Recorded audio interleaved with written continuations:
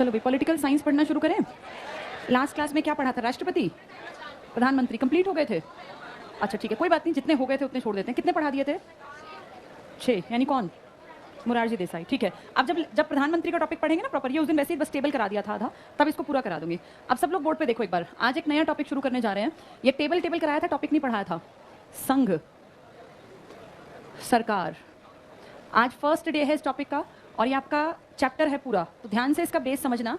आज की क्लास तुम्हें अगले लगभग 10 दिन तक फायदा देगी, क्योंकि ये समझ लिया तो पूरी राज्य सरकार भी आसान दिखेगी। अब किताब छोड़ के सिर्फ बोर्ड पे देखो। आपके देश में सबसे बड़े लेवल पे जो काम करती है वो यूनियन गवर्नमेंट है। और जब भी सरकार की बात आए तो आपको ये याद रखना है कि सरकार के कई चेहरे हैं। जो आपको दिखता है सिर्फ अकेला वो नहीं है। आपके देश में 2 बहुत बड़ी चीजें हैं। एक को आप कहते हैं लोकसभा, एक को कहते हैं राज्यसभा। जितने आपने और मैंने MP बनाए हैं या हिंदी में सांसद बनाए हैं, ये सब जाके या तो लोकसभा के मेंबर बन गए या राज्यसभा के। लोकसभा में सिर्फ और सिर्फ आप भेज सकते हैं, कोई अपनी मर्जी से नहीं जा सकता। यानी लोकसभा की असली पावर लोगों के हाथ में है, जनता के हाथ में है। कारण हर 5 साल बाद आपके पास एक राइट आता है, वोटिंग राइट। और ये अब से नहीं है, ये बहुत पहले से है। आपके देश में वोट डालने का अधिकार, जब आप पहली बार इलेक्शन के बारे में सुनते हैं ना, 1951-52। अब ये 51-52 क्या बला है, या तो 51 कहें या 52 कहें, तो उसका लॉजिक सुन लो। पहली बार इलेक्शन आपके देश में जब आप आजाद हुए तो नहीं हुए थे। आप 47 से 50 तक एक ये मान लीजिए कि महारानी ब्रिटेन के ही अधीन काम कर रहे थे, चाहे आप आजाद थे। आप डोमिनियन स्टेट्स के रूप में काम कर रहे थे। और 1947 से 50 तक आपने अंग्रेजों के टाइम में बनाए गए गवर्नमेंट ऑफ इंडिया एक्ट को अपने देश चलाने के लिए एक बेस बनाया था, गवर्नमेंट ऑफ इंडिया एक्ट 1935। आप इसको कैरी ऑन करते रहे आजादी के बाद भी, और आपने 2.5 साल लगा दिए आजाद होने के बाद अपनी किताब लिखने में, जिससे आपका देश चलेगा। और 2.5 साल बाद 1950 में 26 जनवरी 1950 को आपने अपने भारत की खुद की लिखी हुई किताब, जिसको आपने नाम दिया कॉन्स्टिट्यूशन ऑफ इंडिया, इसको लागू किया। डेट थी 26 जनवरी 1950। इस दिन से आप रिपब्लिक कहलाए। इस दिन से आपके देश ने कहा अब हम पूरी तरह से रिपब्लिक हैं, हम किसी के अंडर काम नहीं करेंगे। और आज से हमने 35 के गवर्नमेंट ऑफ इंडिया एक्ट को यूज करना हमेशा के लिए बंद कर दिया। भारत का अपना लिखित संविधान है, इससे देश और पूरा समाज चलेगा। और 26 जनवरी 1950 के इस किताब के अकॉर्डिंग आपके देश में इलेक्शंस कराए गए, क्योंकि इस किताब के आर्टिकल्स में लिखा था इलेक्शंस कैसे होंगे, कौन कराएगा, कहां से पैसा आएगा, सब कुछ मेंशन था। तो आपके देश में एक चुनाव आयोग बनाया गया, इलेक्शन कमीशन, जिसमें कि एक कमिश्नर था, इलेक्शन कमिश्नर। और उसके पूरे देख रेख में आपके आजाद भारत में आजादी के कई साल बाद जाकर सितंबर अक्टूबर 1951 में आपके चुनाव स्टार्ट हुए, चुनाव शुरू हुए। क्योंकि देश में पहली बार इलेक्शन हो रहे थे, इतना बड़ा देश, तब भी आप करोड़ों की आबादी थी। आपको ये नहीं बहुत कम थे। जब आजाद हुए ना तो आप 40 करोड़ प्लस थे। तो आप सोचो उसके 4-6 साल बाद आप 45-46 करोड़ आराम से थे, यानी आज से आधी आबादी। इतने बड़े इलेक्शन कंडक्ट कराना कोई हंसी मजाक नहीं था। नहीं तब आपके पास EVM थी कि आपने मशीन का बटन दबाया और काउंटिंग हो गई। तो एक बड़ा प्रोसेस था, इसलिए कई महीने लगे। और आप इसको देखते हैं मार्च अप्रैल 1952 तक ये इलेक्शन का पूरा प्रोसेस चलता रहा। और फाइनली जाके जब इलेक्शन का रिजल्ट आया, पूरे देश में से इलेक्शन कंडक्ट करा के, तो मई में आपकी लोकसभा का गठन हुआ, 11-13 मई 1952। यानी इलेक्शन स्टार्ट हुए थे 1951 में, लेकिन इलेक्शन एंड हुए 1952 में। और आपकी लोकसभा बनी है कब पहली बार? हाँ, तो 1952। इसीलिए एग्जाम में जब क्वेश्चन आए तो लैंग्वेज देख के टिक मार्क करके आना। अगर वो कहें पहले चुनाव कब संपन्न हुए, तो मतलब एंड हुए, आंसर क्या टिक करोगे? 52। कब प्रारंभ हुए? तो 51। कब से कब तक चले? तो 51-52। तीनों आंसर ठीक है, क्वेश्चन की लैंग्वेज के ऊपर तुम्हें टिक करना पड़ेगा। ये बात समझ में आ गई? जब ये 1952 में लोकसभा बनी ना आपकी, उस टाइम पे आपके जो आपके दादा के टाइम के लोग थे, इन्होंने इलेक्शन में हिस्सा लिया। पूरे देश में अलग अलग चरणों में चुनाव हुए और उस टाइम पे सबसे बड़ी पार्टी बनके कौन सी पार्टी उभरी थी? कांग्रेस। इसके साथ साथ कुछ ही दिन बाद आप देखते हैं राज्यसभा का भी गठन हो गया। इसमें जनता ने कुछ नहीं किया, लेकिन राज्यों की सभा बन गई थी। हर एक राज्य के रिप्रेजेंटेटिव गए थे, जिनको उस राज्य के MLAs ने चुन के भेजा था। राज्यसभा का नाम आज भी राज्यसभा है, तब इसको कहते थे काउंसिल ऑफ स्टेट्स। ये पेपर में पूछते हैं बहुत बार, इसका पुराना नाम क्या था? Council of states. और ये कब तक रहा? 1954 तक। 1954 के बाद से इसका नाम पड़ गया राज्यसभा। इसका नाम स्टार्टिंग में भी लोकसभा था, आज भी इसका नाम लोकसभा है, कोई चेंज नहीं किया। ये हमने किससे देख के सीखे हैं? अंग्रेजों से, क्योंकि ब्रिटिशर्स ने 200 साल हमारे ऊपर राज किया। उनके यहाँ लोकसभा को बोलते हैं हाउस ऑफ कॉमन्स। कॉमन्स मतलब आम आदमी, हाउस ऑफ कॉमन्स। और इसे वो लोग कहते हैं हाउस ऑफ लॉर्ड्स। तो हाउस ऑफ लॉर्ड्स की टक्कर में आपने काउंसिल ऑफ स्टेट्स बनाया, जिसको आगे जाके 54 में आपने क्या नाम दे दिया? राज्यसभा। लोकसभा स्टार्टिंग में भी लोकसभा थी, आज भी लोकसभा है। क्या ये बात समझ में आ गई? पुराना नाम कई बार एग्जाम में आता है, काउंसिल ऑफ स्टेट्स। 1954 में पढ़ा। तो आपके देश में लोकसभा और राज्यसभा 2 चीजें हैं। लोकसभा के मेंबर्स को नाम से पकड़ गए तुम, कौन भेजती है? जनता। इनको कौन भेजते हैं? और राज्य में कौन बैठे होते हैं? MLA आप सबने 7वीं 8वीं में खूब पढ़ा हुआ है, मेंबर ऑफ लेजिस्लेटिव असेंबली। इनको कोई भी राज्य के लोग अपने राज्य के लिए स्पेशल, भाई हमारे राज्य के काम करेगा, कौन करेगा? तो हमारे राज्य का MLA, हमारे इलाके का MLA, यानी अपने लोकल लेवल पे काम के लिए जिसको हम चुनते हैं, उन्हें हम क्या कहते हैं? MLA। और देश के स्तर पे जिसको आप भेजते हैं, इन दोनों में, उनको आप कहते हो ये हमारे MP हैं। MP देश में आपको रिप्रेजेंट करते हैं राज्यसभा में बैठ के, और MP जनता के रूप में जाके बैठ जाते हैं लोकसभा में, जनता के रिप्रेजेंटेटिव के फॉर्म में। क्या ये बात समझ में आ गई? इसमें आप कुछ नहीं करते, ये आपके राज्य के किसने बना के भेजे हैं? MLA। और अजीब बात देखो, MLA ने कौन बनाए हैं राज्य से? MP। बड़ा कौन होता है, MP या MLA? एमपी। लेकिन राज्यसभा के एमपी कौन बनाते हैं? एमएलए। वो खुद एमएलए नहीं होते। एक एग्जांपल देती हूँ, यूपी में सबसे ज्यादा एमएलए हैं 403। एक एग्जांपल हरियाणा से लेते हैं, हरियाणा में एमएलए हैं 90। एक दिल्ली से लेते हैं, दिल्ली में है 70। अब सब जगह एमएलए अलग अलग हैं, एमपी भी अलग अलग हैं, ये सबसे ज्यादा है। और दिल्ली एक राजधानी है इसलिए हरियाणा वैसे एग्जाम्पल दे दिया। अब ये 403 अपने हरियाणा से, ये से यूपी के है ना, ये 403 लोग 31 लोगों को चुनेंगे। वो 403 से अलग होंगे और 31 लोगों को कहेंगे आप जाइए और हमारे यूपी को प्रेजेंट कीजिए। कहां बैठकर? ये 90 लोग 5 लोगों को चुनेंगे और कहेंगे आप जाइए और हरियाणा को रिप्रेजेंट कीजिए। कहां बैठकर? राज्यसभा। आपको हम राज्य से भेज रहे हैं, आपको जनता नहीं हम भेज रहे हैं। ऐसे दिल्ली के 70 एमएलए कितनों को भेजेंगे? 3 को। ये जाके बैठ जाएंगे राज्यसभा में। यानी राज्यसभा में आप और मैं नहीं भेज सकते। राज्यसभा में भेजने वाले कौन लोग हैं? एमएलए एमपी को भेजते हैं अपने राज्य के लिए। पहले पता है क्या था? जिस राज्य से जाएगा एमपी, उसी राज्य का मेंबर, उसी राज्य की मतदाता सूची में उसका नाम हो। यानी हरियाणा से हरियाणा का आदमी जाएगा, यूपी से यूपी का आदमी। लेकिन अब क्या कर दिया कुछ साल पहले कि किसी भी स्टेट से किसी को भी एमपी बना के भेजा जा सकता है। ये बैकडोर एंट्री का बहुत बढ़िया काम हो गया। और कोई भी आदमी अगर चाहता है सरकार में एंट्री और सरकार का चहीता है, तो किसी राज्य में जहां से सीट खाली होती हो वहां से उसको एमपी बना के राज्यसभा में बैठा दो। ये इनका तो हो गया फायदा। हमसे तो ना पहले पूछते थे ना आज पूछते हैं। इसमें तुम्हारा खुद का कोई मेंबर नहीं जाएगा, ना तुम्हारा कोई रिप्रेजेंटेशन है। तुम्हारा सारा रिप्रेजेंटेशन कहां जाके बैठा है? लोकसभा। लोकसभा में जनता से गए हैं लोग, हैं दोनों एमपी। इसको डायरेक्ट आपने चुना, ये डायरेक्ट आपने नहीं चुना। ये कैसे गए हैं?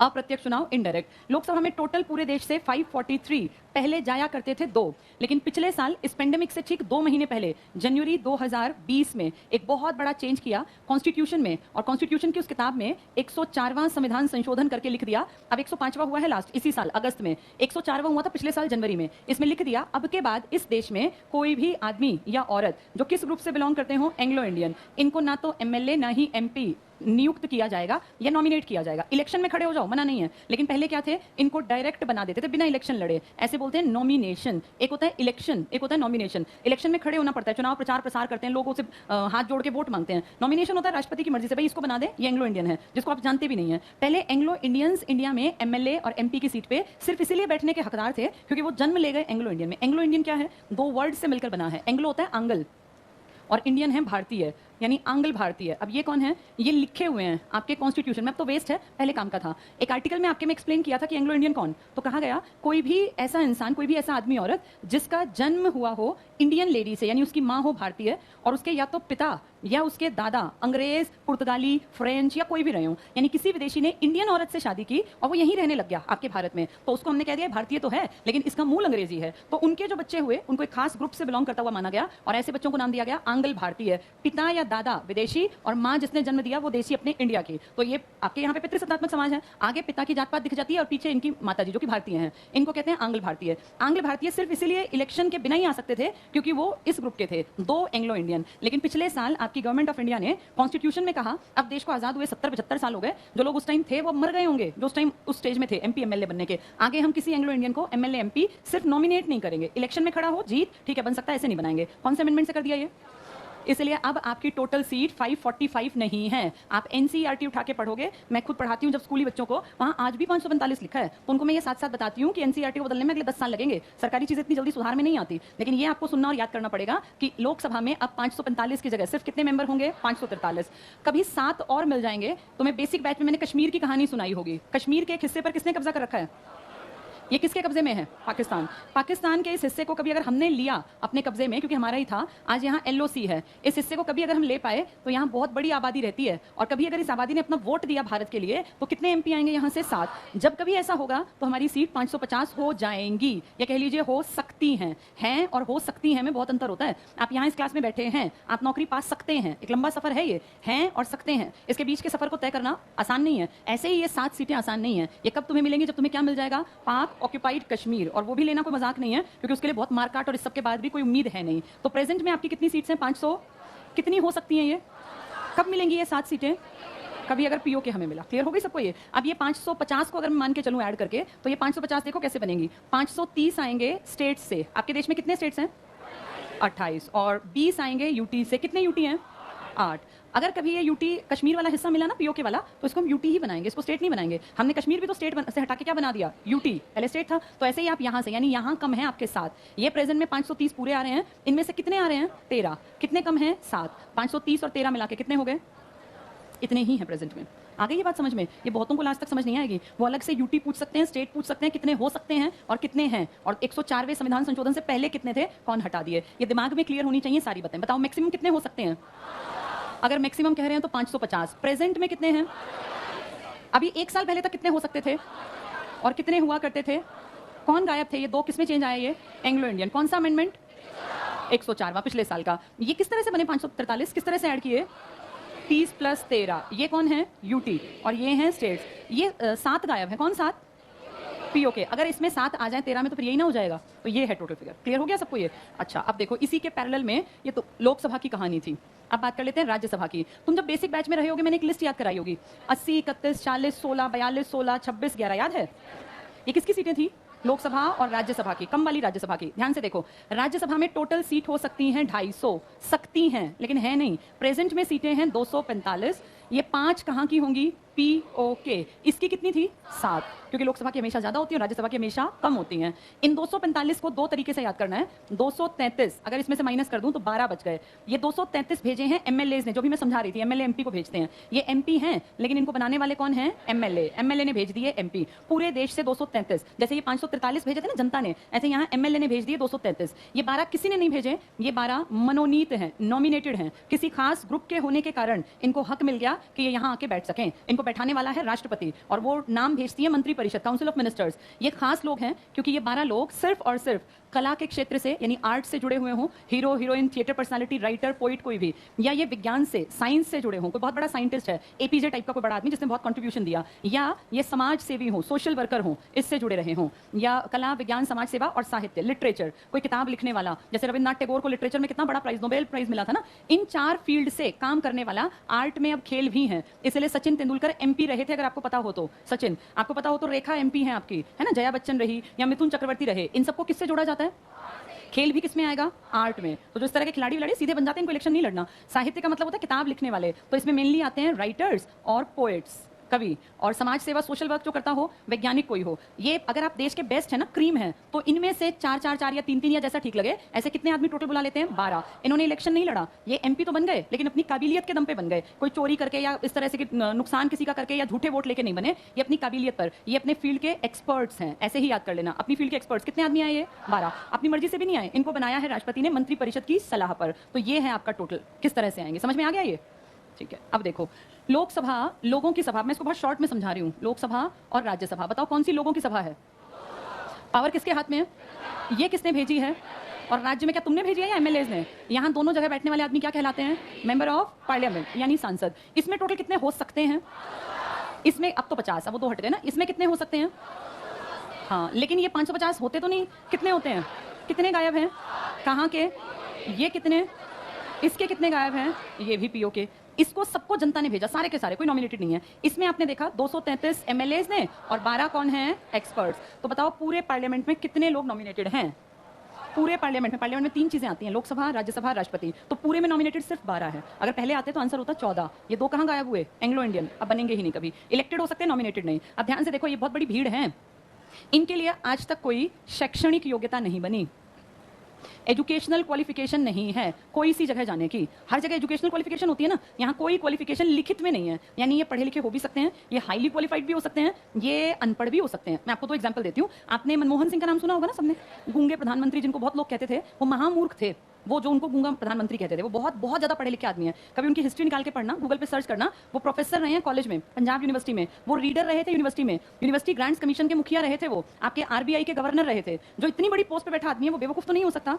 पॉलिटिकल प्रेशर के चलते वो बोल नहीं पाए, अदरवाइज उन जितना पढ़ा लिखा प्रधानमंत्री आपके देश में नहीं हुआ। आप जितने आज तक के पीएम है ना, सबकी एजुकेशनल क्वालिफिकेशन सर्च कर लेना, आपको खुद फील होगा ये हाईली एजुकेटेड आदमी था। इनकी कोई योग्यता नहीं है। यहाँ अनपढ़, अंगूठा छाप, काला अक्षर, भैंस बराबर भी जा सकता है और यहाँ हाईली क्वालिफाइड भी जा सकता है। क्योंकि क्या नहीं रखी गई है?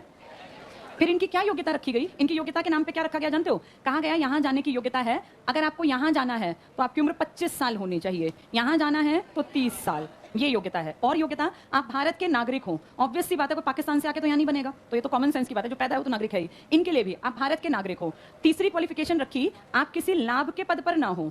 लाभ का पद, ऑफिस ऑफ प्रॉफिट, ये क्या होता है? ध्यान से सुन लो। ऑफिस ऑफ प्रॉफिट क्या होता है? ये कहीं लिखा ही नहीं है, बस ये लिख दिया बाद में इसको एक्सप्लेन करते टाइम क्या कहा सुप्रीम कोर्ट ने कि जो लोग सरकारी नौकरी में हैं, जो गवर्नमेंट जॉब करते हैं, सरकारी नौकरी करते हैं, वो लोग कहलाएंगे आप लोग लाभ के पद पे बैठे हो। तो कैसा लाभ का पद? क्योंकि आप सैलरी लेते हो, आप देश की या तो केंद्र सरकार से रुपए लेते हो, सेंट्रल सर्विसेज में हो, या आप अपनी स्टेट गवर्नमेंट से पैसा लेते हो। अगर आप HSSC के थ्रू लगे हो हरियाणा में तो हरियाणा सरकार से पैसा लेते हो, आप SSC के थ्रू लगे हो तो दिल्ली से मतलब देश से पैसा लेते हो, और अगर आप यूपी पुलिस में लगे हो तो यूपी से पैसा लेते हो, राजस्थान में हो तो राजस्थान। आप किसी भी फॉर्म में अगर तनख्वाह लेते हैं इनमें से किसी एक से, तो आप किस पद पर बैठे हैं? लाभ का पद। एक चपड़ासी भी लाभ के पद पर है, और पता क्या लिखा? लिखा ये पद लाभ के पद में नहीं आएंगे। लिस्ट बना दी, कौन से पद लिखे? राष्ट्रपति, उपराष्ट्रपति, राज्यपाल, प्रधानमंत्री, मंत्री परिषद, ये लाभ के पद में नहीं आएंगे। इनकी सबसे भारी भरकम सैलरी है।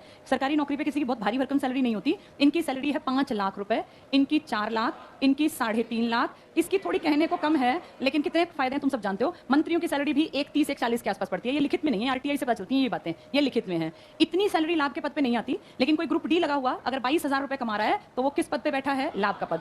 ये जानते हो क्यों रखा गया? एक बड़ा कारण जो अब समझ में आता है, लाभ के पद पे बैठा आदमी इलेक्शन नहीं लड़ेगा। तो क्या कंडीशन है? अगर आपको इलेक्शन में खड़े होना है तो सबसे पहले अपनी नौकरी छोड़ो। नौकरी छोड़ने का जज्बा तुम्हें क्या लगता है? बहुत आसान काम है, बहुत मुश्किल काम है। सरकारी नौकरी छोड़ना नामुमकिन बराबर है, कोई मजाक नहीं होता सरकारी नौकरी छोड़ना। सरकारी नौकरी के मतलब पता है? आपके साथ सरकार पूरी जिंदगी चलती है। सरकारी नौकरी में आप कितने मेंटली फ्री हैं। घर में कोई भी दिक्कत हो गई ना, मान लो किसी को भगवान ना करे को बड़ी बीमारी हो जाए, किसी को कैंसर हो गया जिसका खर्चा ही 1 करोड़ का है, उसकी इतनी दवाइयां और ये सब आएंगे, ये सरकार देगी।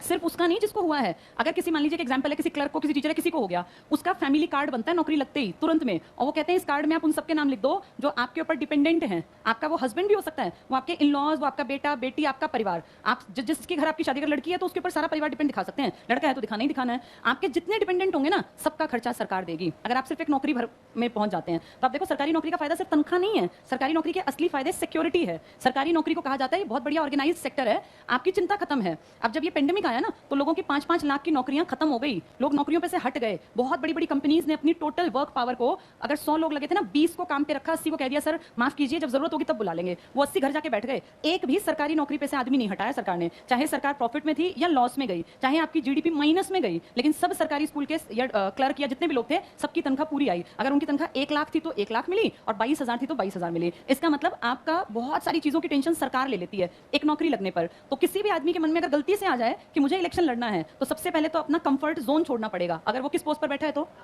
किसी भी नौकरी, और ये छोड़ना को मजाक नहीं है, क्योंकि इलेक्शन हारने के चांसेस 100% होते हैं आम आदमी के। उसके पास बैक नहीं होती ना, वो कहां जाके प्रचार प्रसार करे। आप मन से बहुत अच्छे हैं, साफ हैं, आप देश का भला करना चाहते हैं, लेकिन जनता तक कैसे पहुंचाओगे बात? तुम्हें करोड़ों रुपए बहाने पड़ेंगे, तुम्हारे पास है नहीं, कोई क्या जाने तुम क्या हो या तुम क्या कर सकते हो। तो 99.9% तो हार निश्चित है, और उस हार से पहले आपको नौकरी छोड़नी पड़ेगी। तो ये करना मुश्किल लग रहा है या आसान? इसलिए तुम कभी नहीं सुनते कि लोग नौकरी छोड़ के और इसके लिए खड़े होते हो। इक्का दुक्का कोई हुआ तो वो गायब हो गया। पिछले इलेक्शन में 2019 में, तुम लोगों को याद भी नहीं होगा, एक आर्मी के एक आदमी ने, पता नहीं BSF या किस में, मुझे याद नहीं एग्जैक्टली, वो किसी पैरा में थे, शायद आर्मी में नहीं थे, उन्होंने एक वीडियो बनाई थी। तेज बहादुर नाम था शायद उनका, क्या नाम था, कुछ इस तरह का नाम था उनका। उन्होंने एक वीडियो बनाई, कहीं ठंडे इलाके में थे वो, खाने की क्वालिटी दिखाई कि हमें 2 दिन में ये खाना मिला। दाल का पानी भी इतना गंदा था कि इंसान उसको ये भी नहीं सोचता था चल दाल ही पी के गुजर बसर कर लें। रोटी इतनी गंदी थी वो, उन्होंने कहा ये रोज का काम है, हमें रोज ये खाना मिलता है, और इतनी ठंड, चारों तरफ बर्फ ही बर्फ। उस आदमी की वीडियो रात रात में वायरल हो गई। ऐसी चीज लोग फटाफट एक दूसरे को शेयर करते हैं। सुबह तक ये पूरे देश में सबके फोन्स में थी। अब उस आदमी ने वीडियो बनाई थी, सोच के 2-4-10 तक पहुंचेगी, लेकिन सुबह तक ये अखबारों और टीवी और इन सब पे चल गई। अब ये सारा ब्लेम लगा आर्मी के अफसरों पे, क्योंकि खाने का पैसा तो अफसर के हाथ से निकलता है ना भाई। इतना पैसा जाता है, जाता कहाँ है वो? राशन ढंग से क्यों नहीं दे रहे? उस आदमी के ऊपर केस बना दिया जिसने ये वीडियो बनाई कि तुम जो है भारत की सरकार के खिलाफ काम किया, तुमने आर्मी या फौज के खिलाफ। उस आदमी के ऊपर केस कर दिया, उसका कोर्ट मार्शल हो गया। फाइनली वो इतना परेशान हो गया, उसने कहा वैसे भी मुझे निकाल देंगे, अब मैं एंटी हो गया हूं एक तरह से, तो निकालने से बढ़िया नौकरी छोड़ दूं। उस आदमी ने अपना इस्तीफा दे दिया, रिजाइन कर दिया। रिजाइन करना बहुत बड़ी बात होती है। 3 उसके बच्चे थे, परिवार था गांव में गरीब, उनके घर में पेंट भी नहीं हो रखा था, तब वायरल हुई थी वो सारी कहानियां। उस आदमी ने इस्तीफा दिया तो लोगों ने कहा फेमस हो गए रातों रात, इलेक्शन लड़िए, आप इलेक्शन में जीत जाएंगे। उसने इलेक्शन के सारे प्रोसेस पूरे कर लिए, सब काम हो गया। दिल्ली में आके उसने नामांकन भर दिया, अपना कागज वागज सब लगा दिए। जिस दिन इलेक्शन का, तुम्हें पता है इलेक्शन से पहले बहुत फॉर्मेलिटीज होती हैं, सबको करनी पड़ती हैं, सारे कागज पत्री सब कुछ करना पड़ता है। अब जिस दिन लास्ट डे था ना भाई, आज नामांकन का आखिरी दिन है, तो उस दिन वो बिहार में था। तेज बहादुर जो ये आदमी थे, ये बिहार में थे और ये प्रचार प्रसार कर रहे बिहार या यूपी में। तो इनके पास शाम के 5 बजे फोन जाता है और कहते हैं आपके कागजों में ये कई कमियां हैं, और आप जो है अभी 1 घंटे, 6 बजे ऑफिस बंद हो जाएगा, 1 घंटे में कागजात पूरे पहुंचा दीजिए, नहीं तो आपका नामांकन रद्द हो जाएगा। अब वो आदमी कुछ भी कर लेगा, पता नहीं साइन वाइन थे कुछ इस तरह का था कि उसको आना पड़ेगा।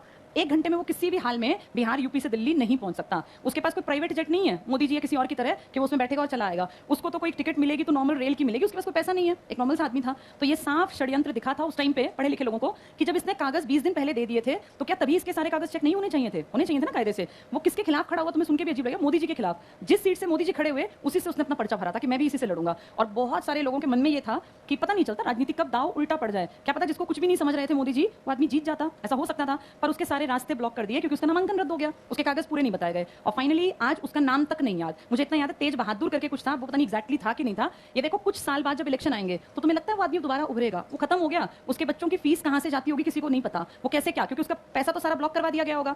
इतना आसान नहीं होता सरकार के खिलाफ बोल के पैसा निकलवा लेना। ये जितने लोग होते हैं ना सरकारी कामकाज में, इन सबके हर महीने की सैलरी का 10% कटता है। उस पैसे को जब आप रिटायर होते हैं तब मिलता है वो आपको पैसा। वो पैसा तब मिलता है जब आपका बिल्कुल पाक साफ आपने बहुत अच्छा काम किया हो। जिस आदमी ने सरकार के खिलाफ वीडियो वायरल कर दी, तुम्हें लगता है उसका जो जीपीएफ रहा होगा उसको सरकार निकालने देगी? उसको सरकार इतना दुखी कर देगी या उसका महकमा सरकार या जो भी उसका महकमा है कि उस आदमी का जीना मुश्किल हो जाएगा और 4 साल बाद किसी को नाम याद नहीं रहना। इसीलिए इलेक्शन लड़ना कोई मजाक नहीं होता और इसीलिए आम आदमी कभी सोच ही नहीं पाता कि मैं चुनाव लड़के जीत भी जाऊं या सरकार बदलेगी। और यही कारण है कि 1952 से आज तक सरकार में वही के वही लोग या तो खानदानी रिपीट हो रहे हैं या ऑर्गेनाइजेशन के मेंबर रिपीट हो रहे हैं। नए आदमी की एंट्री इतनी आसान नहीं है, न लोकसभा में न ही राज्यसभा में, क्योंकि लगभग लोग गरीब आदमी तुम्हारे मेरे जैसा, जब मैं भी नॉर्मल तुम्हारे जैसी थी तो हम सब क्या चाहते हैं, हमें क्या मिल जाए, इसी के लिए तो मर रहे हैं। लाभ का पद क्या होती है? सरकारी नौकरी। हमारे लिए लाभ का पद नहीं है, इनके लिए। इनकी नजरों में तुम 20,000 कमाते हो सरकार के, तुम लाभ के पद पे हो। मैं 5 लाख लेता हूं, मैं लाभ के पद पे नहीं हूं, क्योंकि मैं तो क्या हूं, राष्ट्रपति, और राष्ट्रपति लाभ का पद नहीं है। अजीब बात है ना ये, वैसे गलत भी है देखा जाए तो। 22,000 कमाने वाला लाभ के पद पे है और 5 लाख वाला लाभ के पद पे नहीं है। एक एग्जाम्पल देखो, कोई उपराष्ट्रपति राष्ट्रपति के इलेक्शन में खड़ा होना चाहे तो क्या उसको अपनी पोस्ट छोड़नी पड़ेगी? नहीं, वो 4 लाख लेता लेता इलेक्शन में खड़ा होगा। हार गया तो हार गया, 4 लाख तो मिलने ही मिलने जब तक मैं रहूंगा, और जीत गया तो 4 लाख को छोड़ के मैं कहां पहुंच जाऊंगा, 5 लाख पे। इसको 22,000 मिलते हैं, इसका मन कर रहा है मैं राजनीति में घुसूं, मैं कुछ बदलाव लाऊं, लेकिन पहली शर्त क्या है, कागज तब भरना है जब तू क्या कर चुका होगा, नौकरी। और नौकरी छोड़ना मजाक नहीं होता, बहुत टफ, बहुत सर्कमस्टांसेस जो है ना, पता नहीं कब कैसे हो जाए, तब आपके साथ कोई नहीं होता, तब आपके साथ नौकरी खड़ी होती है सरकारी। इसलिए सरकारी नौकरी फायदेमंद है। चलिए आगे बढ़ते हैं, हम इनके बारे में बात कर रहे थे। देखो वापस, तो किस चीज पे ना हो ये लोग, लाभ के पद पे ना हो। यहां भी यही लिखा है, लाभ के पद पे ना हो, भारत का नागरिक हो। कितनी एज हो यहाँ, किसमें 30 साल है, और लोकसभा में यहाँ कितने हो सकते हैं, कितने हैं, कितने नहीं आते, कहाँ के नहीं आते, यहाँ कितने हो सकते हैं कितने, इसमें कितने इलेक्टेड हैं, कितने नॉमिनेटेड हैं, यानी कुल नॉमिनेटेड कितने हैं लोकसभा राज्यसभा, 12, और वो अपनी अपनी फील्ड के क्या हैं, 4 ही फील्ड हो सकती हैं बस। क्या क्या, कला या art, science, literature, social service, समाज सेवा। क्लियर सबको ये? अब ये भीड़ 500 कितने की भीड़ थी वो लोकसभा में, 500 पढ़े लिखे होने जरूरी है क्या सारे? ये पूछ रहे हैं बार बार, ये जो बातें बता रहे हो ना सब पेपरों में आई हैं। 543, यहाँ कितने हैं? ये एक बड़ी भीड़ है जिसमें बहुत सारे धर्मों के, जातियों के, जेंडर भी अलग अलग प्रांत के लोग, तो ये तू में तो होगी कॉमन सेंस के, इतने लोग इकट्ठे बैठेंगे। इसीलिए इन सबके ऊपर एक हेड बना दिया और उस हेड को नाम दिया जाता है लोकसभा का अध्यक्ष। इंग्लिश में उसी को कहते हैं लोकसभा का स्पीकर। यहाँ भी सेम, इसका बस नाम बदल दिया हिंदी में, इसे कहते हैं सभापति। इंग्लिश में कोई डिफरेंस नहीं है, स्पीकर दोनों का होता है, ठीक है। इस अध्यक्ष की तबियत खराब वो ना आ पाए तो इसका काम कौन करेगा, उपाध्यक्ष। ये ना आ पाए तो हाँ, उपसभापति, ठीक है। अब ये ध्यान से सुनना, 545 ये 43 में से ही है, लेकिन ये आदमी इनमें से नहीं है, ये बाहर से आया। और क्यों आया? क्योंकि लिखा हुआ था कॉन्स्टिट्यूशन में एक आर्टिकल में कि आपके देश का जो भी उपराष्ट्रपति होगा या भारत का जो वाइस प्रेसिडेंट ऑफ इंडिया होगा वो ऑटोमेटिकली बन जाएगा पदेन सभापति। पदेन का मतलब एक्स ऑफिशियो, एक्स ऑफिशियो। कोई भी सभापति नहीं बन सकता, सिर्फ एक आदमी सभापति की पोस्ट पे आएगा जो क्या बन के बैठा हुआ है आपके देश का, उपराष्ट्रपति। पहले उपराष्ट्रपति बनेगा, पहले सभापति बनेगा, पहले उपराष्ट्रपति, फिर उसको कहां ले जाएंगे, सर आप सभापति भी हो। ये आपका एक्स्ट्रा काम है, समझ में आ गया? ये आदमी बाहर का है, इनमें से नहीं है ये, जबकि ये आदमी इनके बीच का है। इनको 5 साल इन्हीं में रहना है। ये आदमी सिर्फ तब आता है जब इनकी मीटिंग होती है, नहीं तो इनके बीच में नहीं रहता। ये मीटिंग है तो आएगा, नहीं तो नहीं आएगा, रोज में ये भी नहीं आते। क्लियर हो गया सबको ये? आज आपके देश में अध्यक्ष कौन है, ओम बिरला। और ये कौन है जो आपका वाइस प्रेसिडेंट है, क्या नाम है इनका, वेंकैया नायडू, ठीक है। भारत में लोकसभा ज्यादा पावरफुल है राज्यसभा से, ये एक फैक्ट है। कारण पैसे का जितना मामला होगा ना वो सीधे कहां जाएगा, लोकसभा। पैसे का मामला कभी भी राज्यसभा नहीं देख सकती। ध्यान से सुनना, कॉन्स्टिट्यूशन का आर्टिकल 110 कहता है अगर कोई भी फाइल तैयार होती है जिस पर लोकसभा के स्पीकर के साइन है प्लस स्टैंप है, यहाँ पे साइन और स्टैंप है लोकसभा के अध्यक्ष की फाइल के बाहर, इसका मतलब ये 100% धन विधेयक या मनी बिल है। और आपके कॉन्स्टिट्यूशन में लिखा है कि मनी बिल कभी भी राज्यसभा में पेश नहीं किया जाएगा, सिर्फ और सिर्फ कहां पेश होगा, लोकसभा। और लोकसभा में सिर्फ मंत्री पेश करेगा। ये 543 आदमी मंत्री नहीं होते, इनके मंत्री तो सिर्फ कितने % हो सकते हैं, 15। बाकी सब क्या कहलाते हैं, सांसद। सांसद छोटी चीज है, मंत्री बड़ी चीज है। मंत्री को पावर मिलती है, मंत्री को ज्यादा पैसे मिलते हैं, सांसद की पावर नहीं होती। सांसद तो सिर्फ ये मान लो प्रेजेंस होती है, असली पावर किसके हाथ में होती है, मंत्री। और मंत्री कितने % बन सकते हैं, 15। मंत्री सिर्फ उसी पार्टी के बनेंगे जो जीतेगी। आपके देश में आज जितने मंत्री हैं किस पार्टी के हैं, ये बीजेपी। सांसद तो आपके कांग्रेस के भी हैं, लेकिन वो कुछ कर थोड़ी सकते हैं। सांसद के हाथ में कोई पावर नहीं है सिर्फ छुटपुट पावर के अलावा, ये कुछ ज्यादा नहीं कर सकते। असली पावर यूज कौन करता है आपके देश का, मंत्री। और मंत्री को कौन बनाता है, जिसकी पावर में सरकार आती है। पावर में सरकार किसकी आती है, जिसको 543 में से कितनी सीटें मिल जाएं, 272 प्लस। इसे क्या कहते हैं, ये बहुमत है, मेजॉरिटी है। अगर किसी भी पार्टी को उतनी सीटें मिल गई तो हम कहते हैं ये मेजॉरिटी में आ गई, ये बहुमत में आ गई, और जो सरकार बहुमत में आएगी, जिसकी सरकार, वही लीड लेगी और उसी के मंत्री बनेंगे। आज आपके देश में जितने मंत्री हैं ना, सारे किस पार्टी के मिलेंगे? बीजेपी के। मंत्री बनना बड़ी बात है या सांसद? मंत्री। सबसे आसान है उम्मीदवार बनना, इलेक्शन लड़ना, उसके बाद मुश्किल है सांसद बनना, और उससे मुश्किल है मंत्री बनना। मंत्री 3 तरह के होते हैं, मंत्री भी सारे बराबर नहीं होते। मंत्री 3 तरह के हैं। सबसे इंपॉर्टेंट मंत्री होते हैं कैबिनेट मिनिस्टर्स। ये खास आदमी होते हैं कैबिनेट मंत्री।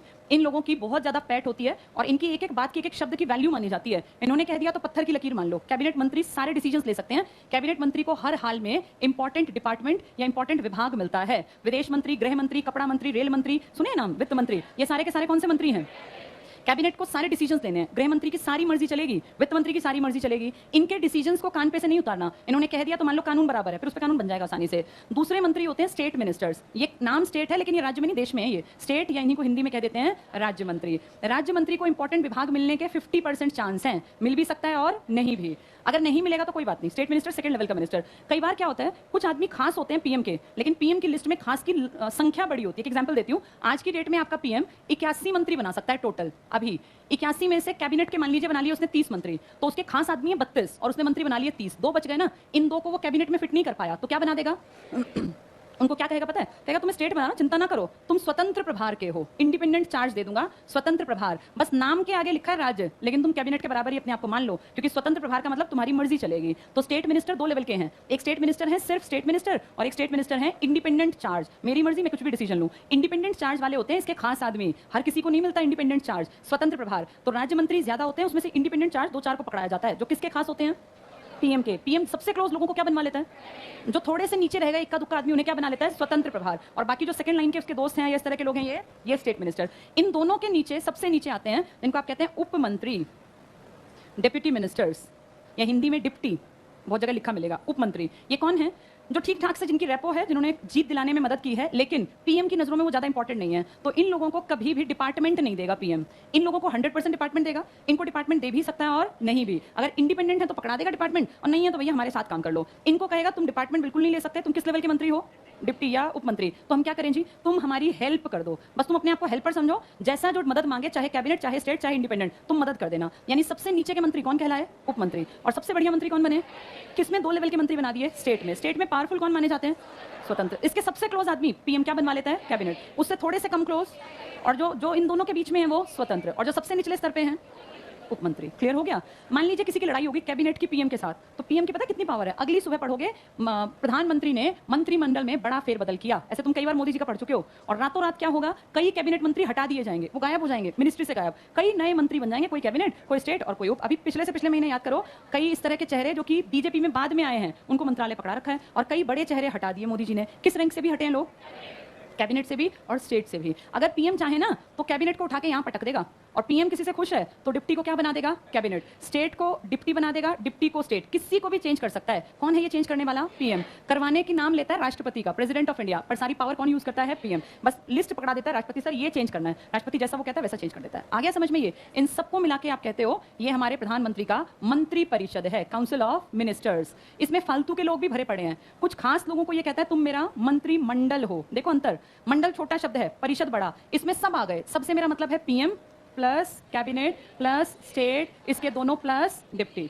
मंत्रिमंडल को ही अपने घर बुला लेता है बहुत बार, किचन कैबिनेट, भाई मेरे खास आदमी। तो इसमें ये पीएम प्लस सिर्फ और सिर्फ कौन आएंगे? कैबिनेट। बाकियों की एंट्री क्लोज है, बाकी कोई नहीं आएगा। मंडल खास आदमी होते हैं जिनको अंदर की गुप्त सारी बातें पता है। अब अगला स्टेप पीएम का ये होगा। मैंने तुम्हें बताया था जब ये जम्मू कश्मीर में रातों रात फौज पहुंची तो किसी को खबर नहीं थी कि क्या होने वाली है। ये अमित शाह जानते थे, नितिन गडकरी जानते थे, मोदी जी और एक और कौन था, 4 आदमियों को पता था बस कि अब ये होगा। पूरे देश को क्या कहा था कि कश्मीर में बहुत अच्छा माहौल हो जाएगा, और इनकी खुद की सीएम को भी लग रहा था कि कश्मीर में बदलाव आएगा। 1.5 साल बाद अचानक से रातों रात पूरी फौज उतर के और कश्मीर को ब्लॉक कर देती है, हर घर को बंद कर दिया। ये सब सिर्फ 4 खास आदमी जानते थे, और वो पीएम के किसमें शामिल थे? कैबिनेट। अगर ये बातें सबको बता देना तो कोई मंत्री किसी को बताए, किसी को बात बहुत जल्दी वायरल हो जाएगी। तो जो खासे डिसीजंस हैं वो परिषद लेती है, मंडल लेता है।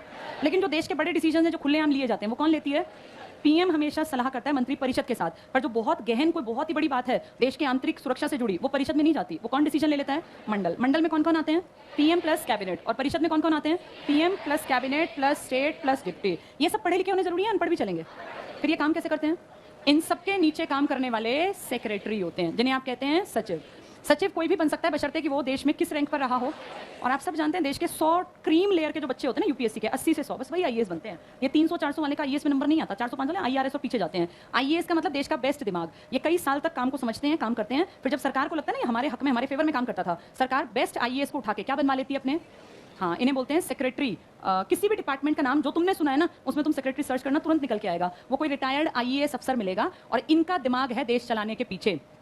आपको ये कह देगा आईएएस ही सब कुछ है, नहीं आईएएस नहीं, मंत्री की भी इंपॉर्टेंस है। कैसे? किसी भी मुद्दे पे मान लीजिए कोई प्रोजेक्ट है, सड़कों का प्रोजेक्ट है, मंत्री को बना दिया किसी को ऐसे को जिसको कि सड़कों का ज्ञान नहीं है, उसको पता ही नहीं सड़क कैसे बनती है, कितना खर्चा, कौन सी सड़क कहां से कनेक्ट करनी है, तो ये सब काम एक आईएएस को दिया जाएगा। जो मान लीजिए ट्रांसपोर्ट मिनिस्टर है तो ट्रांसपोर्ट का कोई ना कोई सचिव भी होगा। अब ये पता बड़े बड़े बहुत सारे लोगों को बुलाएगा जो पढ़े लिखे होंगे, जिनकी नॉलेज होगी, और ये पूरे खाके पूरे मैप तैयार करेंगे। ये मान लीजिए कहते हैं इस तरह से यहाँ से सड़क निकलेगी, ये कनेक्ट हो जाएगा इस तरह से, ये सब दिमाग का काम है। फिर ये कहते हैं अगर ऐसा नहीं करते तो ऐसे पैरेलल सड़कें निकाल दीजिए। इन्होंने कई प्रोजेक्ट, कई आइडियाज बनाए, इन सबको कागजों पर उतार के 4-5 को, और फिर ये मंत्री को दिखाते हैं। फिर मंत्री कहते हैं इनमें से बेस्ट कौन सा है, तो कहते हैं सर सारे बेस्ट हैं, आप जिस पे निशान लगा देंगे वही फाइनल। अब मंत्री को कुछ नहीं पता ना, तब भी उसके मन में आ रहा है गोल चक्कर सा ठीक लग रहा है, इस पे टिक कर देता हूं, तो फिर बस ये बन गया, ये प्रोजेक्ट है। दिमाग मंत्री का कहीं नहीं लगा, ये सारा दिमाग किसका लगा है? आईएएस का। आईएएस क्या बना लेते हैं ये अपने सचिव। तो इस देश को असलियत में चला रहे हैं आईएएस, ब्यूरोक्रेसी। पर दिक्कत की बात पता है क्या है? ये आईएएस भी कहीं ना कहीं दबाव में रहते हैं। किसके दबाव में? क्योंकि सरकार अनपढ़ भी हो कोई मंत्री तो भी उसकी वैल्यू आईएएस से ज्यादा है। मैंने शायद आपको कई बार बताया, ये 2 तरह के हैं आपके देश में, एक परमानेंट है और एक है टेम्परेरी। असली वैल्यू किसकी होती है?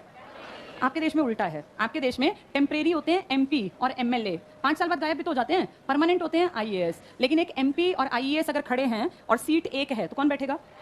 आईएएस बैठ ही नहीं सकता, उसका पहला हक है उसका वो एमपी को। और अगर एमपी नहीं बैठा ना तो आईएएस भी खड़ा रहेगा, वो इसके सामने बैठ नहीं पाएगा। अगर कुर्सी एक है, इसका हक है पहला, अगर ये अपनी प्रेफरेंस से नहीं बैठता तो ये तो बैठेगा ही नहीं, ये इसके सामने कभी नहीं बैठेगा। अगर दोनों एक मीटिंग में पहुंचे हैं ना तो पहले पहुंचना इसको पड़ता है। अगर दोनों को एक जगह जाना है, दोनों भाई वहां के गेस्ट हैं, ये जाके सारा काम धाम देखेगा, कहाँ मंत्री जी बैठेंगे, आसपास चेकिंग कैसी है, पानी में सब ठीक है, फिर इनकी एंट्री होगी। और जब ये आएंगे तो ये उनके स्वागत में खड़े होंगे। ये कोड है आपके यहाँ का, सबको फॉलो करना है, चाहे कोई अनपढ़ एमपी हो, चाहे कोई आईएएस बहुत पढ़ा लिखा बहुत क्वालिफाइड हो। तो आपके यहाँ ये तरीका है, कोड ऑफ कंडक्ट है। एमपी की वैल्यू ज्यादा है, जो कि कैसा एग्जीक्यूटिव है? टेम्परेरी। और आईएएस कैसा है? परमानेंट। लेकिन वैल्यू ज्यादा किसकी है? टेम्परेरी की। सिर्फ आपके देश में है ये। बुक लाए हो आज?